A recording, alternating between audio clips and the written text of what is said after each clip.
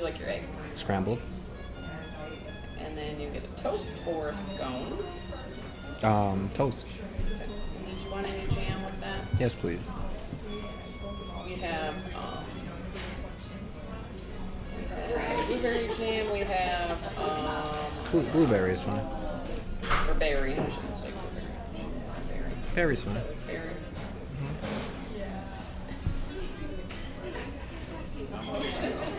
Can I get the Benedict Madness with the pepper bacon sausage with a savory scone on a So you savory? want the third one?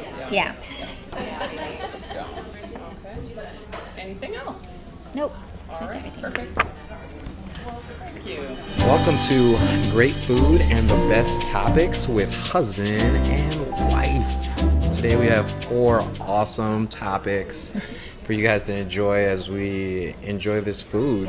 I'll tell you this, I am enjoying the scenery here already. It's called the Mad Hatter. You want to tell them a little bit about it? I don't know. Maybe you can tell more about it. Like, it seems like a really like older type of home, older type of like vibe. I mean, I don't really know, like 50s maybe. Yeah. Type of like vibe. It's I think their specialty is like tea time, whereas like you get to test various flavors of tea, and you know there's scones and other type of pastries that you get with that. We're not doing that today. We've done that before. Yeah. We're doing brunch, but it's a really nice, it's a really elegant, old type of vibe. All right. And it's Mad Hatter, so there's definitely pieces of the Alice in Wonderland theme, around. It definitely makes sense that it's called the Mad Hatter because of the tea theme that they have here. I'm talking about cups that look like Chip from The Beauty and the Beast. yeah, from the Beauty and the Beast. This is a great spot. I think it's unique. I think it's a great place to bring guests that have never been to Minneapolis and bring them to a small town. This is Anoka that we're in, historic to the area. They actually transitioned location. They were in another location down the road, very similar, but there was some other businesses in there. This is all there, so they actually own this entire land. It's like one of those places in your community that has an old-timey house in it, and it's gated. Maybe it's not like 1950s. Maybe this house was definitely built in like 1800s? Yeah. like late 1800s for sure. For sure, there was definitely 1900s, but I don't know why I'm like 1950s. I don't know. it's definitely like a servant's kitchen in here, like pre-installed. I don't know if they're making houses like that anymore. But great place all the same, and I'm glad that you guys can join us and listen to how awesome the food is. So our first topic, and I don't know if you read anything about this, but the young woman's name, who was in the news once before, is Rachel Dolezal. Am I saying that right? Oh, I don't Dolezal? I don't know how you say her last name, but yeah, I've heard of her. What do you know about her? I know that she had represented herself as a black woman. I don't know if she's represented herself as a biracial woman, but a black woman for sure. And I think she was like the president of the NAACP. Crazy. And they found then her parents, who are both Russian, white Russians, came forward and was like, she is not black. And I guess all hell broke loose about that, and people didn't like it that she, is portraying herself as this black woman for, I don't know, years. Like, she must have been decades, under, false pretenses. So let's talk about that quick. Can you be black if you want to? You can be black if you want to. I think a lot of people will try to be. And then is it okay to persecute somebody for wanting to be black? I don't know. I think it's like that whole conversation. I think what a lot of people bring up and a lot of people probably take offense to is the whole transgender thing. When people say that, I feel like I'm a woman inside whenever I'm a man, like, Caitlyn Jenner. That situation seems like people are really more accepting of that than this situation, and I don't know if she's ever been like, I feel like I'm a black person inside, but like I'm trapped in a white woman's body. I don't know if that's what she said, but just things that I've read is that it was like a choice, and I think that was what the problem is that people feel like she was choosing to be black and not this internal, like struggle that a lot of transgender people, their story is that they have this internal struggle of what they feel like in the inside and what their outward appearance is, and that it's not a choice, that it's just something that they've always felt. But other people who are not in support of transgender people would, say that it's a choice. So. Well. Oh, this is we're our doing a podcast. Yeah, that's what I said. I think you're doing a podcast. Awesome. You want to introduce yourself to our fans? What are we on? Yes. It's just radio, so. Oh, nice. Hello. Welcome to the Mad Hatter. I'm Molly. Come on in. Thank you so much. Sorry for interrupting. That's No, fine. it's okay. So, if it wasn't known before that Rachel is black, because She's not black, though. I think it's a choice. Okay, It's a choice. it's a choice. You can be black. You can I be don't black think- if you want to. If you can I be don't think you a can be. dude if you want to, you can be black if you want to. But now it's official because she has reintroduced herself to the mainstream media once again and has now been accused of welfare fraud. So what do you mean that now it's official? Because that could be any blacker. It's like if they caught That's her. really racist. It is. to It's say like if that, they caught her Casey. with like some watermelon and Oh my gosh. some lemonade. She has like a documentary on Netflix about her struggle. Have you watched it? I haven't watched it, but I've heard about it for sure. Yeah. I can't remember what it's called. Well, I think that's the exact reason why this is making so much news is because it's so like cliche. It's like Rachel Dolezal late for an appointment. It's just like a cliche. Oh my gosh. So Black thing to do, and I think that's why it's clickbait. I mean, I guess maybe that's. I hate the media. You're black, so you can say that. Yeah, I'm black. I can say that stuff.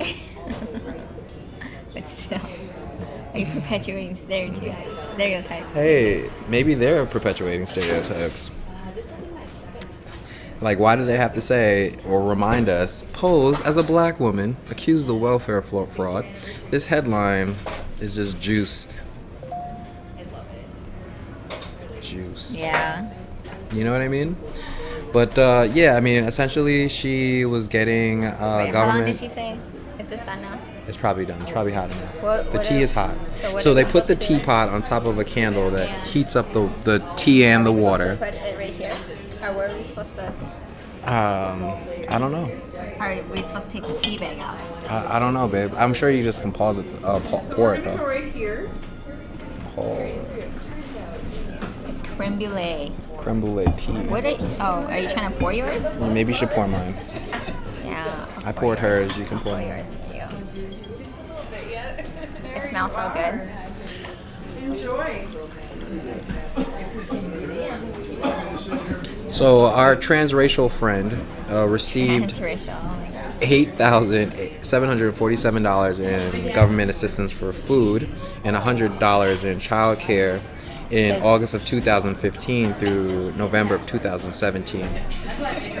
I don't know if our audience knows this, but Trisha's actually an attorney, so she's been on the prosecution side. And do like prosecutors wait for like totals to add up? Because if this has been going on since 2015. No, I don't think that they wait. I don't know. I haven't prosecuted welfare. What would fraud. you do? Like No, a you state would attorney you or would something like prosecute somebody that? right away. Right away? There's, like prosecute somebody for stealing a candy bar. But I'm just saying, do you let it add up to something that could be don't- federally charged or a little bit deeper of an infraction to get a better I plea don't know. deal? No? I don't know. I think at least investigators I do don't it, I think it bet. would wait. I don't think it was like, let's wait till we can really charge her. I don't know if it was like that. It was probably just they found out when it was at that total. Well, that's our friend, Rachel Dozell. Well, I should take that back. She's not my friend. I don't know her.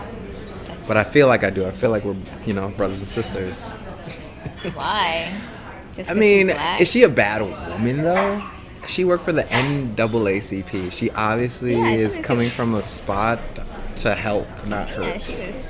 Yeah, but then she was like, dang. And then we convicted of demonized wire her. fraud. What's the wire fraud? Wire fraud. It's like, Welfare, what? welfare fraud. New headline alert.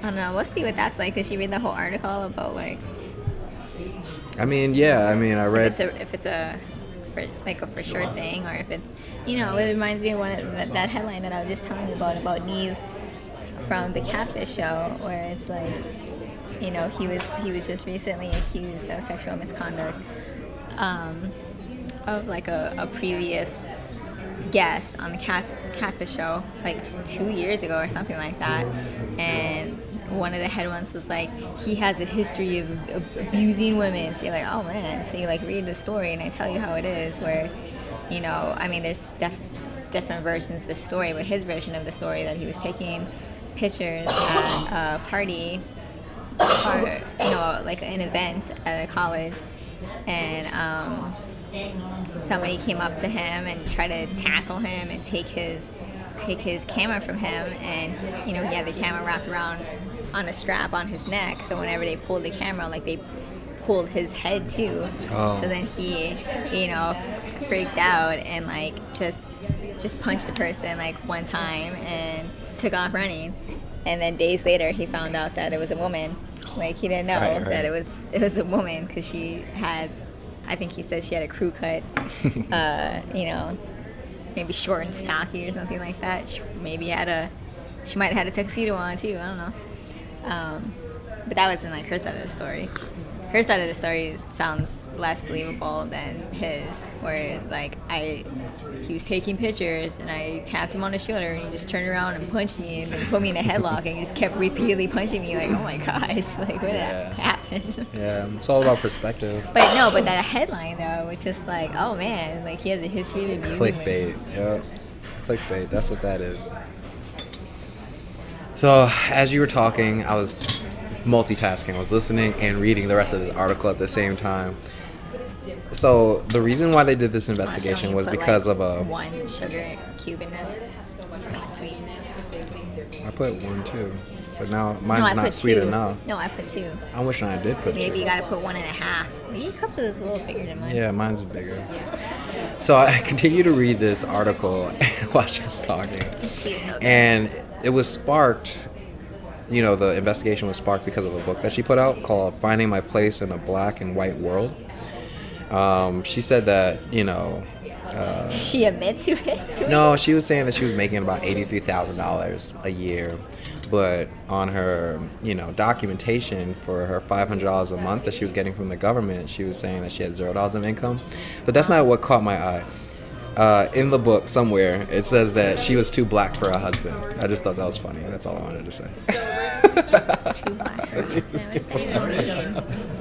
What kind of husband? Was I she wonder if trying her to husband was black. I was even too black for my black husband. I don't know. I think you can. Because I think black, quote unquote, like what is that even, right? Even like what's an African American? Like what are all these categories, right? And a lot of times I think a lot of it has to do with culture.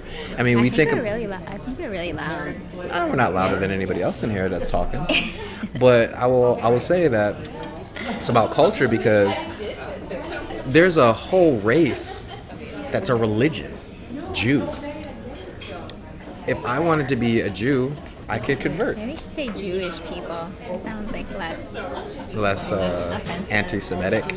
Yeah, so the Jewish people, I could be a Jewish person. I have a friend, his name is Zachariah, and he's doing a full conversion. He has to actually go back to Israel, and he's getting like a certificate. He's not converted yet? I thought he was It's converted. No, it's like, when you become a Christian, Yeah, you get when baptized. I became Catholic, It's a process. That took like 6 months. Yeah, it's a process. So the Jewish people's I'm rules. sure it takes really long. Yeah, it's crazy, and you get benefits too, like true to life benefits. If there's not a more organized group of people than the Jewish people. Like, I'm super impressed by just how they take care of their own. But neither here nor there. I think that it's offensive. It's cultural. Because it's like you're claiming to be, a race or a culture, like Representative of a culture. representative of it whenever you haven't necessarily, like, your ancestors, or like you haven't like lived like that type of discrimination, like truly. I think was why people are so offended. It's like you're trying to be representative of a group of people that you've never historically like felt, went through that trauma that's happened to that group of people. I hear that, but as a Nigerian American, right? From Nigeria, Africa's an entire continent. Like, as a Nigerian American, Trinidad American, second generation, I'm considered black. I'm considered. Yeah, and you don't have that history of like. I don't. Like slavery and Right? stuff. But that's how I identify myself. I can totally relate to all that stuff, but I totally do not have still, the like, merits. You're still, subjected to the type of discrimination that black people, experience in this country. I would say that, but to be super honest with you, but maybe to be super honest with you, Rachel looks black. No, she does. She looks like Seen her in the streets. Looks like she's like light skinned, yeah. Yeah, I'm sure she's got pulled over once or twice. She's been discriminated against, but I think that maybe it's offensive because it's like you're willingly wanting to be discriminated against. No, because it's something that's like saying to be black is negative. To be black is, I would say, more positive than anything else, right? So like, that's what she's embracing, and to take advantage of those positives, you're gonna have to taste some of those negatives too. I think she's getting hit super hard. That's my personal opinion. This is like so much sugar. How much grams of sugar is this 1 cube?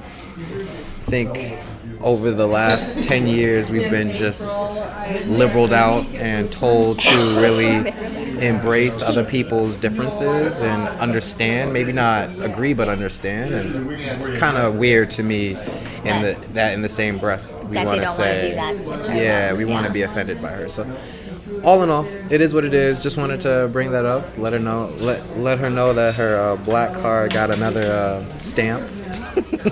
Crazy. She's so offensive. All right, I'll stop. I'll stop. So, topic number 2, what's up? Okay, so, just kind of,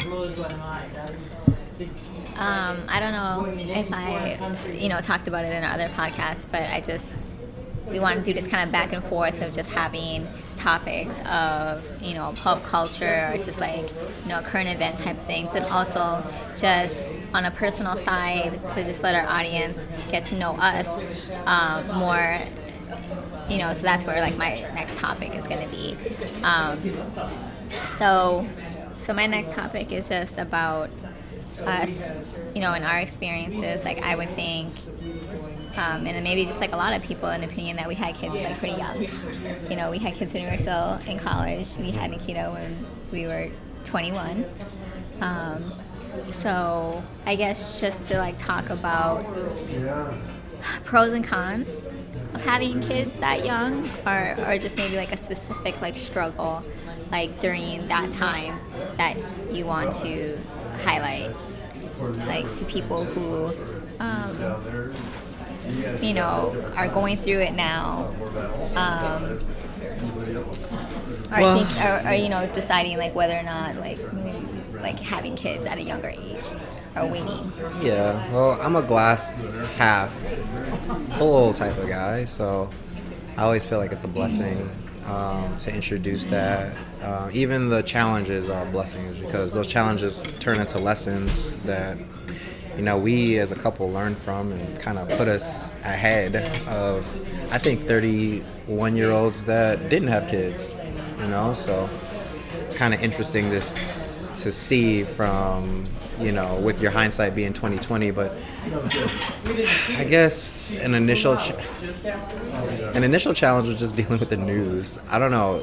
I was super blessed with my wife. She was a ninja. It was almost like this was her 5th kid or something like that, because she knew, we didn't have any money and we were in college, and she figured out all the social benefits that we could take advantage of, got an apartment right away, got it subsidized. I mean, we saw a notification on our calendar the other day for $350 for rent. That was shared. That was shared between me and her. But that wasn't even when we had that benefit though. Oh, was it like a couple dollars? It was a couple dollars. It was like $5-10. Oh, that's over here. Okay. Number 3. Thank you. Oh, it looks good. Asparagus wild rice and cheese. Did you want to keep that? Oh, no, thank you. Yeah, that's fine. right. Oh, that looks Anything great. else? Thank you. No, that's everything. Thank you. Food looks amazing. Yeah, it looks amazing. Take a picture. That cheese amazing. So now it just has to taste good. Last time we were eating at the bank, it looked gross and it tasted gross. Okay. Which one do you I'm want? gonna take a selfie too. We have chicken wild rice soup today, and we have roasted All right, well. pepper tomato. So you made that super easy. I could see that being hard for other people. Oh no! Wait. Like Oh, how much we were paying every month? I think we were probably only paying Did you want the same key? maybe like $300 a month, initially. Oh, okay. Even though our full rent was like $700 or something like that, or six. Yeah. I think it was $650 at the time. And then all we'd have to do is pay the difference. So it was pretty cool. I didn't know about it, didn't know it existed. I would have been paying the full rent and just working hard, but Trish, as I said, took advantage of everything. She got WIC, so we can get food for Nope. yeah, food for a baby. I remember the first time I was very anti-WIC. I just was anti. It just felt like it comes with a stigma, I think. So the first time I'm using it, very reluctantly, I'm getting this powdered milk. What is it called again? Formula. Yeah, formula. And the thing about formula that I never knew until we had a kid was that it's extremely expensive. This thing is $30 for One little can. one little can, and it lasts probably a couple days. $30. It's crazy. You got to be spending at least around $150 a week on just milk. It's nuts. It's scary. So we were able to get this stuff for free, as well as other food for my wife for free as well. So I remember just having the stigma, getting this thing, having my little voucher, walking up, and of course, without delay, price check on the formula on aisle 3, please. Price check. It was cheese or something. Or something. But it was, It's cheese. Is this cheese covered under WIC? I know, just on the loudspeaker at the supermarket. It was the most okay, so if that was the worst part, there wasn't a lot of bad parts. You made it super smooth. You made it super enjoyable. I think I was supportive as well in a way. But I remember getting the news. I was in denial. Yeah, you went through a lot of different emotions all within 30 minutes. I mean, I was happy, but also didn't want to sad. deal with it. Oh my gosh. My life felt like it was over. That's how I felt. Come to find out, it was just beginning. And, if Nikita ever hears this, I have to end it this way. And it's the truth. It was the best thing that Wasn't happened planned. randomly to us ever. So, because as I said before, it honestly gave me a purpose. It repurposed my whole journey, right? So it's just I was at a stage, and this happens to a lot of kids in college, why am I doing this? You know what I mean? What do I want to be when I grow up? and I defined that as being a good dad and providing for my family. And it gave me the energy and motivation to go to class every day and get great grades and build my GPA. And yeah, man, awesome. How about you? Probably me. Dealing with you. I think one of the pros of having, I don't have a fork or a spoon. No, you don't. Oh, it's in here. It's right there, bro. I feel like you didn't knock this tea over. Yeah, that's gonna happen. Well, I think a pro about having kids at a younger age is that you're a young parent, so so you're still kind of at a younger age whenever they grow up and get out the house. Mm-hmm. So when they get out the house, we'll be young like enough to see we'll be around like 48 when the last kid goes. So we're and that's still a good age. Yeah, so we can go experience life finally. To enjoy it. Finally. But yeah, I definitely was really shocked too when it happened. I don't know. I mean, I was young, so I guess just being naive about taking precautions and things like that. And so when it happened, it definitely felt like, oh my gosh, like what am I gonna do? But I guess I wasn't so scared just because, I don't know, fortunately or unfortunately, like a lot, I grew up on the reservation, so there was a lot of people that I've known that it was pretty normal for people to have kids at a really young age. Like I had 3 friends, who had kids before they graduated. Sophomore year they had kids in high school. So that's crazy. My cousin had a kid when she's her first year of college. Like, I've just my mom had me too, like around the same age that I had Nikita. But so I knew a lot of people who had gone through that struggle already. So I knew about all the benefits already. Like I knew that you could get WIC. I knew that you could get subsidized housing because you'd have you had a family, and I knew about medical assistance. So because we were in college, and I don't know if at the time we could have had our kid covered under our parents' coverage, but I don't think so. But I got medical assistance regardless, and all of those benefits really, really helped me continue on, or us to continue on with our journey through college, and not be super stressed out. And of course, my mom was there to be financially supportive as much as she could. So, I mean, definitely the biggest struggle was time management. I think it was probably more of a struggle with you than me, but because I wasn't a super social person. I wasn't really outgoing like that, so it was okay for me to be at home and in home with the kid, or be at school when I'm not with our child. But I think with you it was a bigger struggle just because you are more social and you are outgoing like that, and you do like to be around various people, and I think that's why you have a lot of strong relationships right now, and a lot of people have so much love for you because you are that type of person. And I like that about you too, for the most part. Sometimes it's annoying. But so with time management, it was definitely hard. Just making sure to stay on task with my assignments and my deadlines, but still have to be caring for a baby. There's definitely a lot of times where I was writing a paper that was due when Nikita would be on my my chest sleeping, and but she was a really good baby. I feel like she starts sleeping through the night probably by 6 months. I feel like she was really easy to please for the most part in comparison to our current child, our current baby. Yeah, he's crazy. He's crazy. I almost feel like Nikita in a lot of ways is our partner in crime.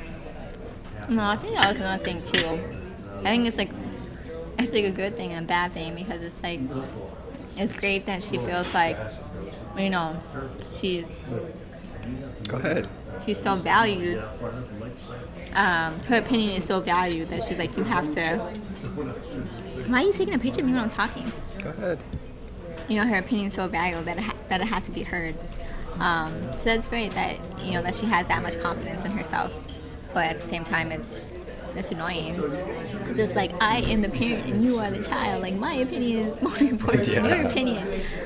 I shouldn't have to explain myself to you. You explain yourself to me. That's how it works. But yeah, it's definitely a struggle. I mean, I wouldn't obviously take anything back just because she is a blessing, and that whole situation was a blessing because it brought us together closer. And but I would say that it's possible, it's doable to have kids at a young age when you're still trying to figure out your career path, or you're trying to complete your education. But it's definitely more stressful, for sure. And I would recommend waiting. Oh, yeah, for sure. I would say typically when people have children young, the partnership doesn't last between the two individuals, right? And that's because of the immaturity between both of them. There's a lot of responsibility that goes into having a kid, and everything's tasting really good. And, like emotions and hormones, they get in the way, and I feel like it's not as easy to stay together at that age. So you have all these single moms or single parents, because I'm sure there's single dads out there too. And I feel like we were super blessed. Like, this was our plus one, our bonus was staying together. We were able to support each other really, really well throughout that entire process, as well as distract each other. I mean, I gave you the baby, it was my fault, it's our fault. Then she's like taking the LSAT or studying for the bar. Well, I mean, there's a baby for each one of them? A baby for each occasion. So I was throwing babies at her left and right, like curveball. I know that you are looking to study to get your LSAT going. Everything's good. Can I get the jam? Yes. I know you're trying to study for that, that entrance exam and everything like that, but how about you have a baby while you're at it? Passes it. First try. Crazy. Then same thing with the bar. First try. I mean, I know people that she knows. But the LSAT is not like a pass thing. It's just you have to get a certain score. Well, scored high enough to get to the University of North Dakota's law school. So boom. And then the bar killed that first time. And to be honest with you, she has peers that she went to school with, no kids, struggling. Fifth time, third time, not passing it. Even my buddy, the same Jewish dude that I was talking to, he's taking it twice. He's taking it? Twice. Oh, I didn't know that he failed. The Minnesota one? I don't know which state, but he's taking it. Oh, I didn't know. He didn't do too hot. That's because you really have to. That's because you have he to thinks really. Too outside the box. You have to focus. Like, whenever you study for the bar, like you have to focus on the bar for 8 weeks and study, which was hard because I had Nikita, who was 4, and I had Deshaun, who was like 3 months, and I was studying. But somehow I did it. But sometimes I think people think that they could really like multitask and like not focus on it as much, and like I think that's where the mistake he made. Probably. But yeah, so that's how I feel about that. So our next topic is Morgan Freeman and this Me Too movement. Is it epidemic, or is it necessary? Necessary? What do you mean? It's necessary that these men get called out for the BS that they've been putting women through all this time. What does that epidemic mean? Like, that is like, is it everywhere? Or everybody's getting accused. It doesn't matter what happened or what you did.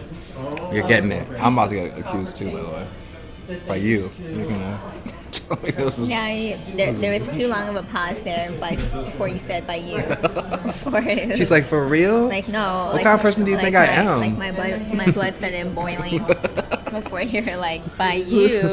Who do you think? That's messed up that you would. Yeah. No one's coming out of the woodworks accusing me of anything. I've been good. Okay. But Morgan Freeman was on CNN and a few years back, and there was 8 women essentially that said that he was super inappropriate, just trying to reach up under their skirts. I know, oh my goodness.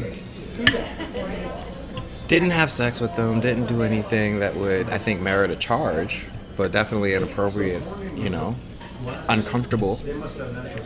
But I think a charge is almost as bad as it hitting the news wave. I mean, that could, like the Aziz Ansari deal, right? Messed him up. I'm sure he's not getting as many shows. I'm sure he doesn't get paid as much. So that's pretty bad, right? It's like a weapon. It is. So what do you think? I think that the movement is necessary because I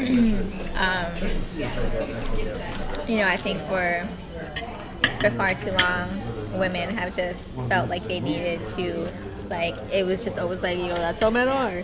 Like, that's something that you needed to tolerate. And it's just not true. Like, that's not something that needs to be tolerated. And it's unfortunate that a lot of people who are being accused are have been these people that have been such big role models in the acting community, and just, like Cosby, like he was a big role model for the black community. And the reason I didn't mention Cosby because it's a little bit different from the fact that he was actually convicted, right? And he was raping these girls, like he was putting drugs inside of their drinks, and it was not okay. Whereas I have a little bit of wiggle room for people who are just being inappropriate, because I think back but we're talking about the movement in general, and like the message of like women feeling like this is the type of behavior that they need to tolerate and they need to keep secret, and that's what the message is. So whether or not there's like a criminal charge happening is I just bit my lip. It really hurt. It's what happens when you talk and eat. It's irrelevant, I guess. That's what the core message is. I mean, there's definitely different impacts of a criminal charge, or just like, are you just trying to like ruin someone's reputation?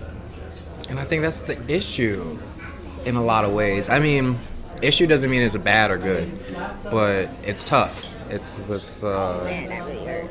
And it's just tough because it could be based on no facts. It could be based on perspective. Damn, I felt bad. I bit my lip. Oh, sad story. Because this is what I was getting into. I mean, I remember being in the playground and being challenged. Maybe there will be a story about me here. I remember being on the playground back in elementary school, and my friend would say, Gerald, he would say, I dare you to smack her butt. And then I'd do it. And then I'd get chased after, hit, beat up, whatever, by the girl, and that would be that. And typically, it would be the girl that I was, had a crush on, right? So that's inappropriate. I would feel super angry. I would be very angry if that happened to my daughter. Mm-hmm. But it's just like.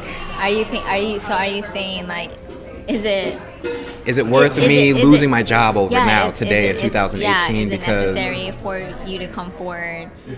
If it was just inappropriate behavior is what you're saying, right? And as an adult, for you to destroy their their career. Yeah. And as an adult, it's a little bit different, but high school is where I would find my girlfriend, I talk to her, we flirt, then, we go on a date and make it happen. Now, I'm not saying all these situations are like this, but check it out. I'm at work.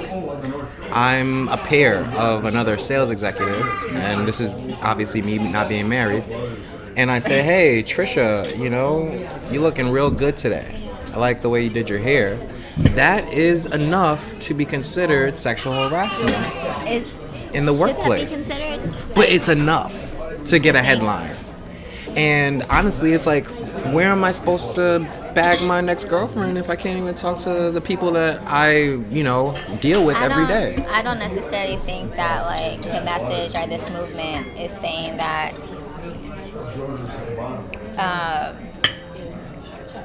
like you can't like pursue a female, because I mean, and that's the thing in like today in like society, or that's just like the mindset of typically it's the guy who pursues the woman, and so and that's, I feel like that's like comments that men make. Well, how dang, like I can't do anything, like how am I supposed to find somebody if I can't even, like I'd be scared at.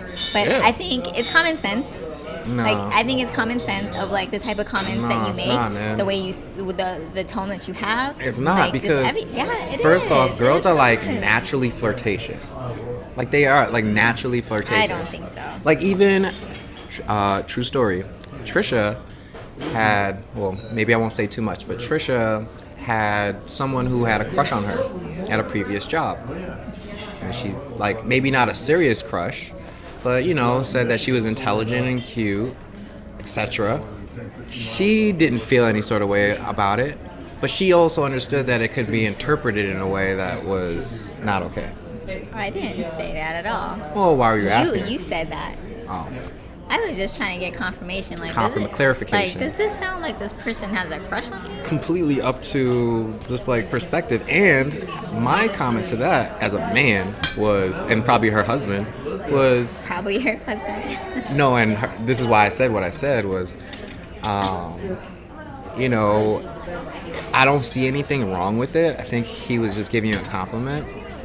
But as an attorney, the dumbest text message to ever send anybody, because this could be used to ruin your career.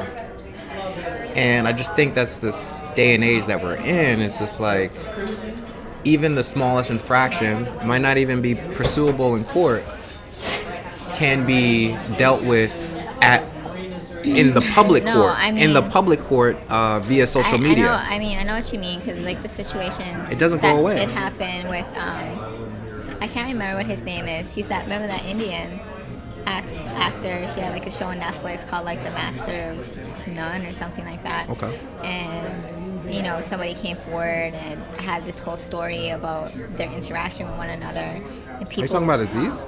Yeah, Aziz. Remember? Yeah. I mentioned him. Go ahead. And so that was a situation where it was like.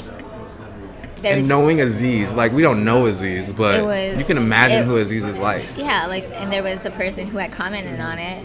I can't remember what her name was, but she was just like, "You really, like, you put this out there to like potentially destroy this man's like career because you had a bad date." Right, and it was the whole story, and they're on a date, and at the end of the date, he's like, "Okay, are you ready to hug?" Oh, I think he was a little bit just more forward than. The average dude. The answer was no, and he left. And yet still, that's not what happened. But well, somewhat. Am I okay? Like they ended up like doing things with each other. But she was but her thing was like, internally she was not like comfortable with doing everything, even though she was doing. So even worse of a story than that. And yet she was able to go to the jury of the world. Put this, air out this guy's laundry, and potentially have provided him with a deeper punishment than would have ever happened if it was behind closed door at a court or an arbitration. So it's just like, I don't know, I just think it's kind of unfair in a way.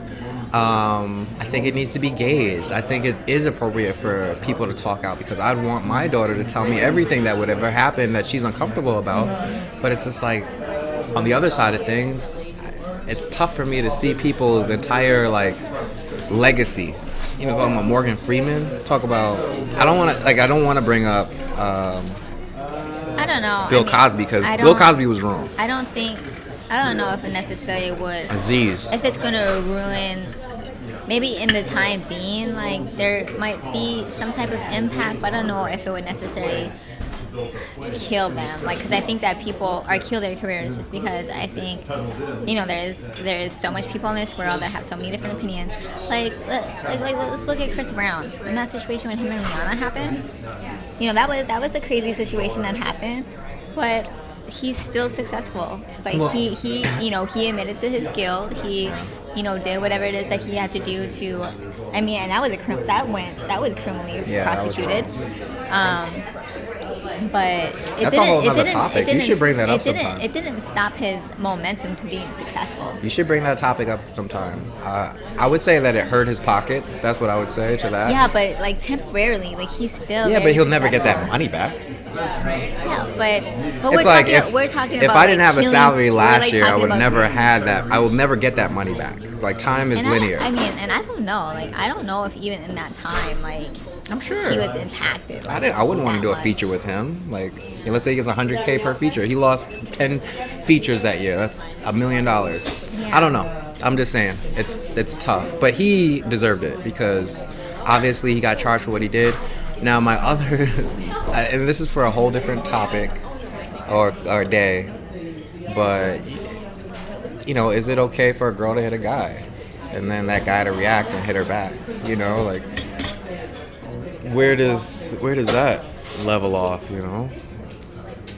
That's just Topic for another day. something to think about.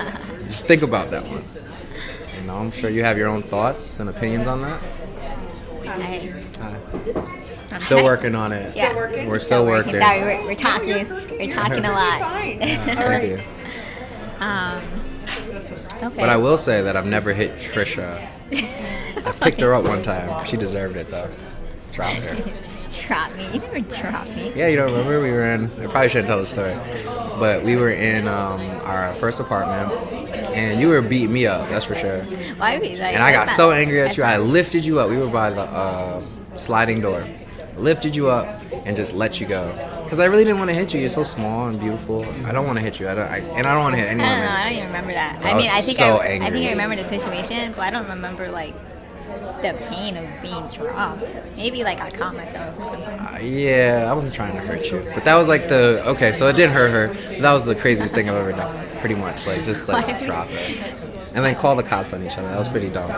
Yeah, that was dumb. That's pretty You stupid. started it. Yeah, I did start it. Like, Because I didn't want to hit her. I didn't even know that was like a. I know, I like opened a up the gate to that See, dumpster. So. This is the struggles going through like when you have a kid young. Yeah, that's the immaturity I was talking about. Immaturity for sure. Yeah, don't call the the cops. police on your significant others unless It's not worth it. unless it's serious. Unless it's real serious, because it's not worth it. Because she would have been paying my bail money. You know what I mean? So it wouldn't have made no sense. Why did we do that? That was an expensive fight, babe. Right, like, dang. I think that's one thing that we didn't realize, like that fighting is normal to our relationship. Like maybe we shouldn't even call it fighting, but like a strong debate, because we didn't understand that it leads to like a compromise. It leads to us calmly sitting down and trying to figure out what the next step is, because we don't go away. Like, you can't erase me and I can't erase her. Yeah, we could like split, we can but we still have to deal with these kids. So like in a lot of ways, we still have to be amicable, even if we weren't here for each other. We're here for our child, and just the type of people that we are, the type of parents that we are, we know that we're gonna be intertwined forever. So, like at that age, we weren't thinking about the longevity of our relationship. But now it's like we're really angry. I think we're more, I don't know, maybe you could talk about this, but I think we're more like able to take a break or stop how do we start I don't know, talking but I'm okay with talking about it. from the Me Too movement to like talking about I think we're more okay with taking like a break or just like not getting to our points. I think we were really like, it was all about the argument. It was all about you understanding me right now in that moment, and just through our relationship and through talking calmly with each other, what we find is like we're never gonna get to an agreement point in that moment, but when we get to digest the words that we've been using with each other and just kind of calm down a little bit and come to a place of logic, then I could better appreciate what she was saying to me and vice versa. And I So, feel like that's really important. but we didn't know that. I feel like it's definitely over the years that we've done that consistently. Like whenever we have a really intense disagreement, we come back after we're calm and reflect on what had happened and just,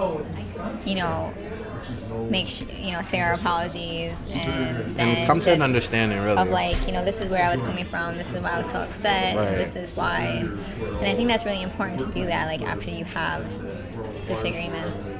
Versus not talking about it, let it fester, talking to your girlfriend or guy friends about it. Right, and just not addressing Letting it it. duplicate. Not addressing it again. Okay. Was that the last? Oh, no. One more No, topic. as I told you. You ready? Although we've been talking about a lot. We went just going all over the place with this. That's okay. I think, last topic again is like a personal, even though we were just talking about a lot of personal things. You can bring it back. And we did try to talk about this in another day when we were doing the podcast, but it's because it was so loud that it didn't come through. But just our discussion about our parenting styles and how our plan, I guess, to make sure that our kids grow up to be independent, and the difference. And the difference in between your approach and my approach. So you can kind of like talk about your approach and like why you feel like that it's the best approach and plan, and then I'll talk about mine. I don't know. I feel like my approach is ever evolving. I think that's what it.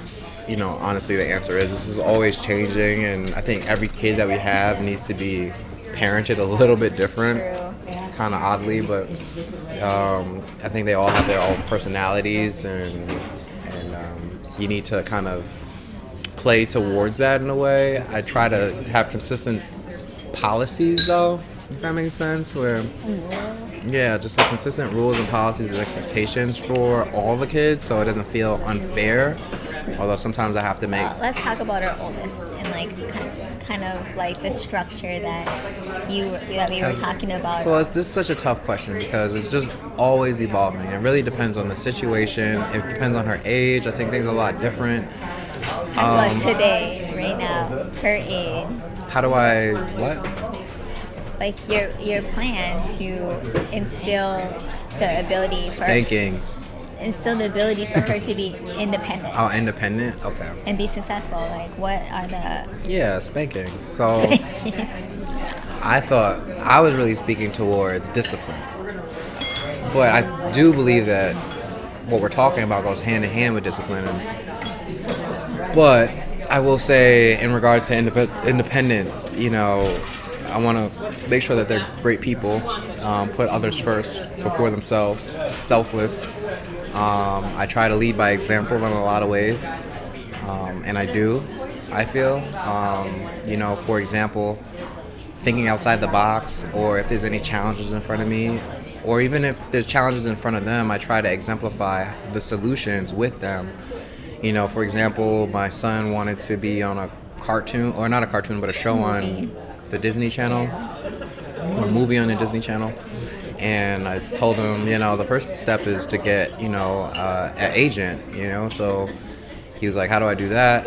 I put it up on Facebook. No one answered. He asked me a few days after, he asked me, hey, did anybody tell you how to get an agent? And I'm like, no, but I'm glad that you bring that up again. But sometimes, other people won't help you, and you just got to help yourself. I call it the DIY model, do it yourself. And then we Googled it together, and we found a modeling agency called Modeling Agency in Minneapolis, downtown, and we went there, and Deshaun got a few opportunities, and Nikita got few opportunities as well. And she actually got paid for one of them. So, I mean, it's crazy because then I can remind them that this was just an idea that you turned into something tangible. And that is life, and that's literally life. You want to be something, you want to do something. Don't want anymore, just do it. Don't try anymore, get it done. And that's what I really push my kids to believe. And honestly, I see that in Nikita every day. I see her, even if we tell her not to, going for what she really wants, or doing what she really wants to do. And with that foundation of being a giver, being positive, being kind, she's doing the right things, right? Because you can go after what you want and become Pablo Escobar, right? Or you can go after what you want and become Barack Obama. And that's really what I'm trying to instill in my kids, like, those core principles, and then just this go-getter attitude. So that's how I feel. What do you think? I think that is an accurate representation of how you parent them. I think with me, and like you can definitely comment, correct, or give your insight. I think it's things that I think is really important is to be able to I don't know, like I'm a very neat and tidy person, and I think that it's really important to take care of your appearance, like, first impressions. What is that?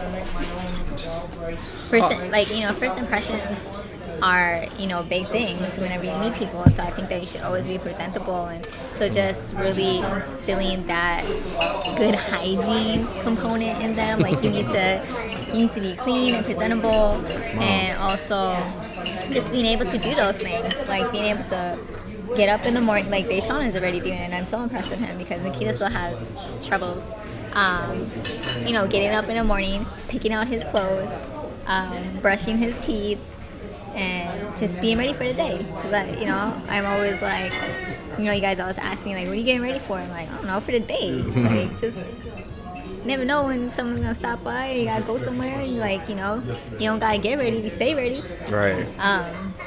Type of thing, and just knowing how to maintain your household in a really clean way.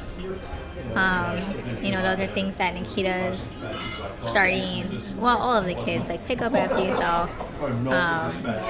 Nikita's starting to do chores now, so she's learning how to do that part. I think it's really important to know how to do those things.